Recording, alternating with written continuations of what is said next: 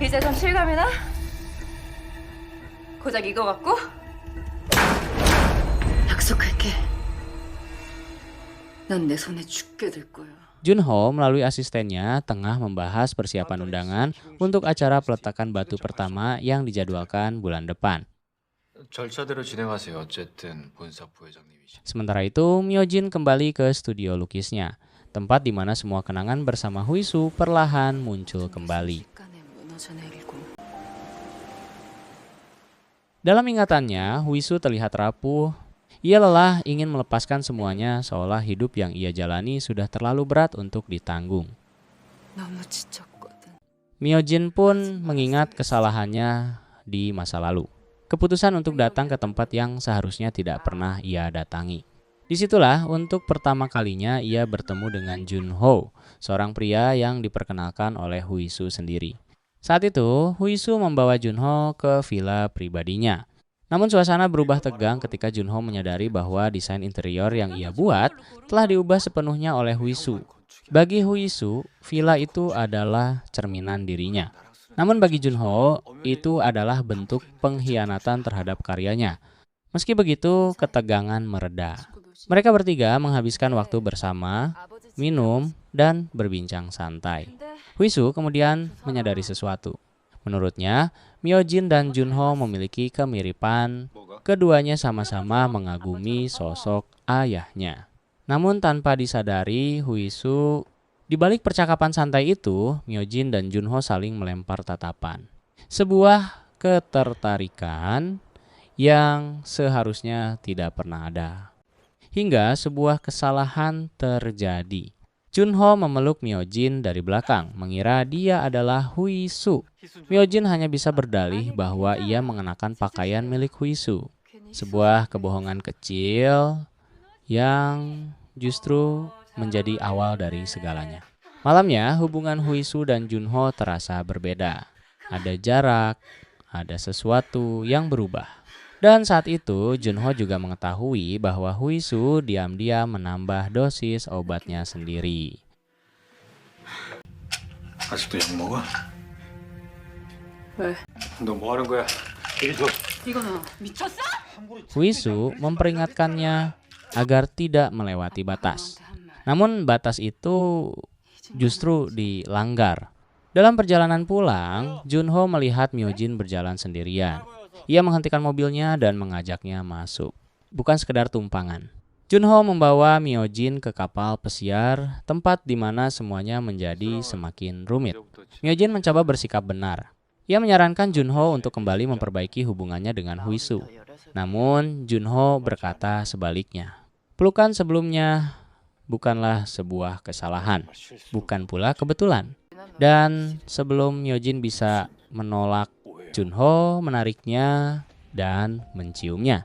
Di titik itu, Myojin telah mengkhianati persahabatannya sendiri. Malam itu, saat kembali ke villa, Huisu memergoki Myojin pulang larut. Dengan nada tenang namun penuh makna, ia mengingatkan Myojin untuk berhati-hati. Seolah ia mulai menyadari sesuatu. 그러니까 조심하라고. Myojin mencoba mengakhiri semuanya. Ia meminta Junho untuk berhenti dan menganggap semua yang terjadi hanyalah kesalahan. Namun Junho justru mengundangnya datang ke kantornya di Seoul. 제발 그만. 모노 아키텍처. 내비에 나오니까 어쨌든 놀러 와요. Sejak saat itu, rasa bersalah mulai menghantui Myojin. Ia sadar ia telah menghancurkan Huisu. 우린 돌이킬 수 없는 선택을 했고. Sementara itu, di sisi lain, Junho menghadapi kegagalan. Miniatur arsitektur yang ia banggakan justru dianggap tidak layak oleh para juri. Terlalu egois dan tidak cocok untuk proyek museum terbesar di Asia. Tekanan semakin besar. 한국 건축계의 수준을 가늠하는 척도가 되겠죠. Malamnya, Myojin menunggu Junho di rumah. Ia menuntut jawaban. Mengapa Junho menyembunyikan hubungannya dengan Huisu? Mengapa ia berbohong? 관계를 얘기해주지 않은 거죠? 어떻게 그런 거짓말을 할 수 있죠? 당신은 애인이었던 이수를 버렸고. Semakin dalam, ia mengingat semakin banyak potongan kejadian yang terasa janggal. Kecelakaan di dekat villa ingatan yang hilang, dan fakta bahwa media sosial Huisu dihapus setelah kejadian. Polisi mulai mencurigainya. Mereka yakin Myojin hanya berpura-pura kehilangan ingatan. Motifnya jelas, ia merebut pria milik sahabatnya sendiri. Dalam usahanya mencari kebenaran, Myojin menemui seorang dokter. Namun di saat yang sama, ia juga mendapat panggilan dari sebuah toko servis. Di sanalah ia bertemu dengan detektif yang ia sewa.